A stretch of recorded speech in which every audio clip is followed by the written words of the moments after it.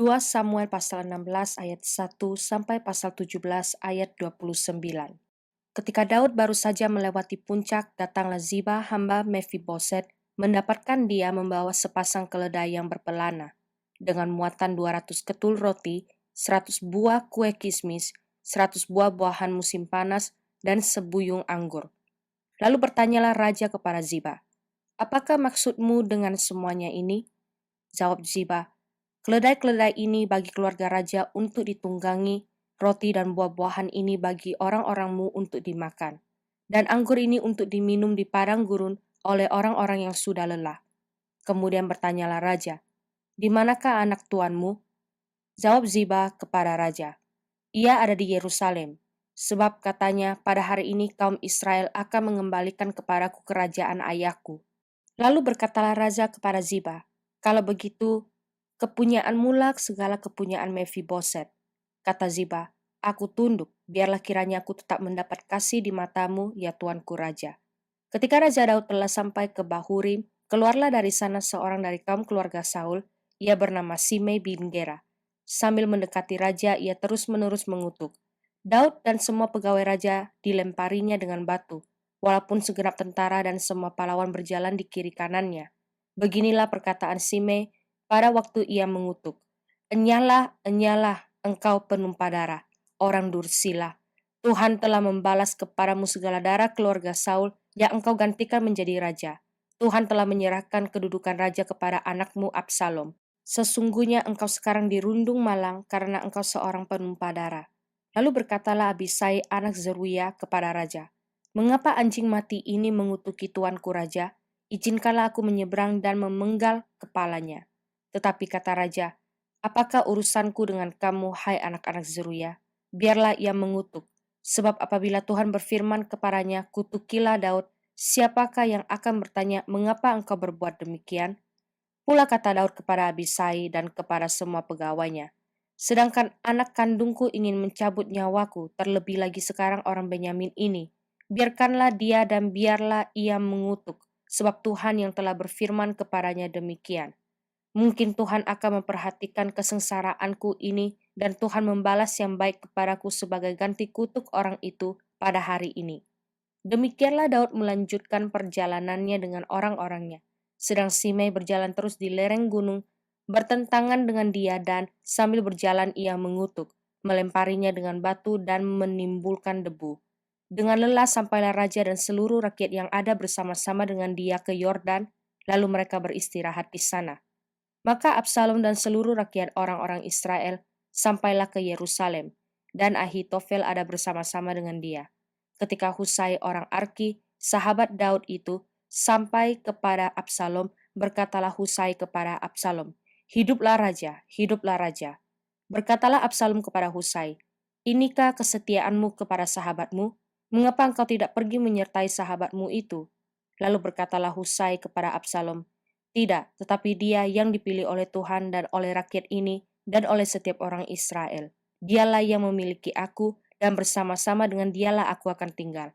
Lagi pula kepada siapakah aku memperhambakan diri? Bukankah kepada anaknya? Sebagaimana aku memperhambakan diri kepada ayahmu, demikianlah aku memperhambakan diri kepadamu."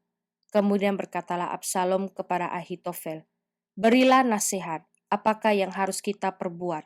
Lalu jawab Ahitofel kepada Absalom, "Hampirilah gundik-gundik ayammu yang ditinggalkannya untuk menunggui istana. Apabila seluruh Israel mendengar bahwa engkau telah membuat dirimu dibenci oleh ayahmu, maka segala orang yang menyertai engkau akan dikuatkan hatinya."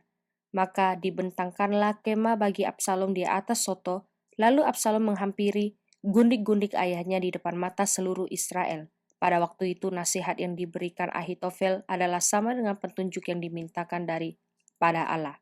Demikianlah dinilai setiap nasihat Ahitofel, baik oleh Daud maupun oleh Absalom. Berkatalah Ahitofel kepada Absalom, "Izinkanlah aku memilih 12.000 orang, maka aku akan bersiap dan mengejar Daud pada malam ini juga. Aku akan mendatangi dia selagi ia lesu dan lemah semangatnya, dan mengejutkan dia seluruh rakyat yang ada bersama-sama dengan dia akan melarikan diri, maka aku dapat menewaskan raja sendiri. Demikianlah aku akan membawa pulang seluruh rakyat itu kepadamu, seperti seorang mempelai perempuan kembali kepada suaminya. Jadi engkau mencari nyawa satu orang raja, sedang seluruh rakyat tetap selamat." Perkataan ini disetujui oleh Absalom dan oleh semua tua-tua Israel. Tetapi berkatalah Absalom, "Panggillah juga Husai orang Arki itu, supaya kita mendengar apa yang hendak dikatakannya." Ketika Husai datang kepada Absalom, berkatalah Absalom kepadanya demikian, "Beginilah perkataan yang dikatakan Ahitofel. Apakah kita turut nasihatnya? Jika tidak, katakanlah." Lalu berkatalah Husai kepada Absalom, "Nasihat yang diberikan Ahitofel kali ini tidak baik." Kata Husai pula, "Engkau tahu bahwa ayahmu dan orang-orangnya adalah pahlawan, dan bahwa mereka sakit hati seperti beruang yang kehilangan anak di padang. Lagi pula ayahmu adalah seorang prajurit sejati. Ia tidak akan membiarkan rakyat tidur. Tentulah ia sekarang bersembunyi dalam salah satu lubang atau di salah satu tempat. Apabila pada penyerangan pertama beberapa orang tewas dan orang yang mendengar hal itu, maka orang akan berkata, rakyat yang telah mengikut Absalom sudah menderita kekalahan. Maka seorang gagah perkasa sekalipun yang hatinya seperti hati singa akan tawar hati sama sekali. Sebab seluruh Israel tahu bahwa ayahmu itu seorang pahlawan dan orang-orang yang bersama-sama dia adalah orang gagah perkasa. Sebab itu, ku nasihatkan, suruhlah seluruh Israel dari Dan sampai Beersheba berkumpul kepadamu. Seperti pasir di tepi laut, banyaknya dan engkau sendiri juga harus turut bertempur. Apabila kita mendatangi dia di salah satu tempat di mana ia terdapat, maka kita akan menyergapnya, seperti embun jatuh ke bumi sehingga tidak ada yang lolos, baik dia maupun orang-orang yang menyertainya. Dan jika ia mengundurkan diri ke suatu kota, maka seluruh Israel akan mengikat kota itu dengan tali, dan kita akan menyeretnya sampai ke sungai, hingga batu kecil pun tidak terdapat lagi di sana. Lalu berkatalah Absalom dan setiap orang Israel, "Nasihat Husai orang Arki itu lebih baik daripada nasihat Ahitofel. Sebab Tuhan telah memutuskan bahwa nasihat Ahitofel yang baik itu digagalkan dengan maksud supaya Tuhan mendatangkan celaka kepada Absalom." Sesudah itu berkatalah Husai kepada Zadok dan kepada Abiatar imam-imam itu, "Ini dan itu dinasihatkan Ahitofel kepada Absalom dan kepada para tua-tua Israel. Tetapi ini dan itu ku nasihatkan. Oleh sebab itu, suruhlah dengan segera memberitahukan kepada Daud demikian. Pada malam ini janganlah bermalam di tempat-tempat penyeberangan ke padang gurun, tetapi menyeberanglah dengan segera, supaya jangan raja dan seluruh rakyat yang bersama-sama dengan dia itu ditelan habis." Yonatan dan Ahimaaz menunggul di En-Rogel, dan setiap kali ada seorang budak perempuan yang datang membawa kabar kepada mereka, dan mereka pun langsung memberitahu Raja Daud sebab mereka tidak boleh dilihat memasuki kota. Tetapi seorang anak melihat mereka lalu memberitahu Absalom, jadi pergilah keduanya dengan segera, dan sampailah mereka ke rumah seseorang di Bahurim yang mempunyai sumur di halamannya. Maka turunlah mereka ke dalamnya. Kemudian perempuan itu mengambil kain tudungan, membentangkannya di atas mulut sumur itu dan menaburkan butir-butir gandum di atasnya, sehingga tidak kelihatan apa-apa. Sampailah orang-orang Absalom kepada perempuan itu di rumahnya lalu bertanya, "Di manakah Ahimaaz dan Yonatan?" Jawab perempuan itu kepada mereka, "Mereka telah menyeberangi sungai itu." Kemudian mereka mencari tetapi tidak mendapatnya. Lalu pulanglah mereka ke Yerusalem. Setelah orang-orang itu pergi, keluarlah keduanya dari sumur, lalu pergi memberitahu Raja Daud. Kata mereka kepada Daud, "Bersiaplah dan seberangilah dengan segera sungai ini, sebab ini dan itu dinasihatkan Ahitofel terhadap kamu." Lalu bersiaplah Daud dan seluruh rakyat yang bersama-sama dengan dia, dan mereka menyeberangi sungai Yordan. Pada waktu fajar tidak ada seorang pun yang ketinggalan yang tidak menyeberangi sungai Yordan. Ketika dilihat Ahitofel bahwa nasihatnya tidak dipedulikan, dipasangnyalah pelana keledainya. Lalu berangkatlah ia ke rumahnya, ke kotanya, ia mengatur urusan rumah tangganya, kemudian menggantung diri. Demikianlah ia mati, lalu ia dikuburkan dalam kuburan ayahnya. Maka sampailah Daud ke Mahanaim, ketika Absalom menyeberangi sungai Yordan dengan seluruh orang Israel yang menyertainya. Absalom telah mengangkat Amasa menggantikan Yoab untuk mengepalai tentara. Amasa adalah anak seorang yang bernama Yitra, seorang Ismail yang telah memperistri Abigail binti Nahas, saudara perempuan Zeruya ibu Yoab. Lalu orang Israel dan Absalom berkemah di tanah Gilead. Ketika Daud tiba di Mahanaim, maka Sobi bin Nahas dari Raba kota Bani Amon, dan Makir bin Amiel dari Lodebar, dan Barzilai orang Gilead dari Rogelim, membawa tempat tidur pasu, periuk belangga, juga gandum, jelai, tepung, berti gandum, kacang babi, kacang merah besar, kacang merah kecil, madu, dadi, kambing domba dan keju lembu bagi Daud dan bagi rakyat yang bersama-sama dengan dia untuk dimakan, sebab kata mereka, rakyat ini tentu telah menjadi lapar, lelah, dan haus di padang gurun. Mazmur pasal 69 ayat 14 sampai ayat 19. Tetapi aku berdoa kepadamu ya Tuhan pada waktu engkau berkenan ya Allah. Demi kasih setiamu yang besar jawablah aku dengan pertolonganmu yang setia. Lepaskanlah aku dari dalam lumpur supaya jangan aku tenggelam. Biarlah aku dilepaskan dari orang-orang yang membenci aku dan dari air yang dalam. Janganlah gelombang air menghanyutkan aku atau tubir menelan aku, atau sumur menutup mulutnya di atas aku. Jawablah aku ya Tuhan, sebab kasih setiamu baik, berpalinglah kepadaku menurut rahmatmu yang besar.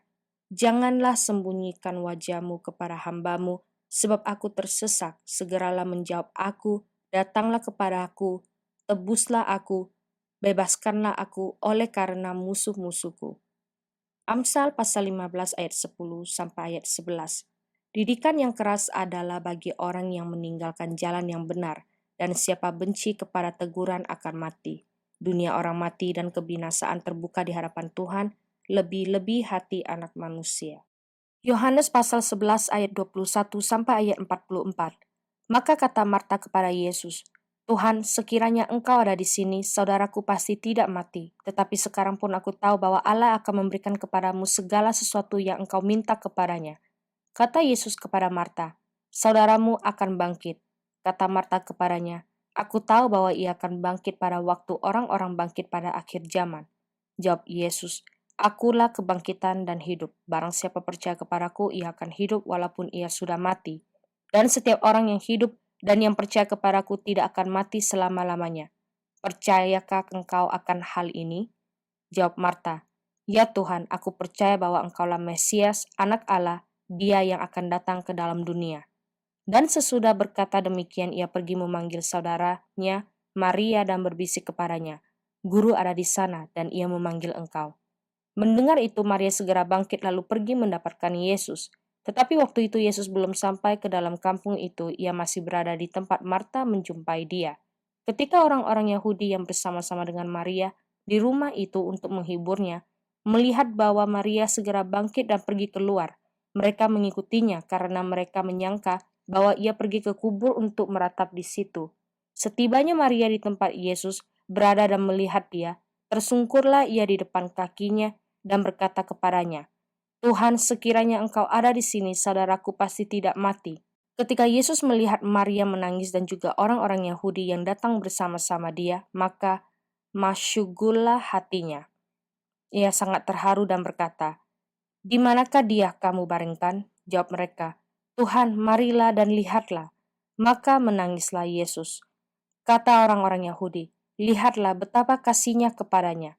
Tetapi beberapa orang di antaranya berkata, ia yang memelekkan mata orang buta, tidak sanggupkah ia bertindak sehingga orang ini tidak mati?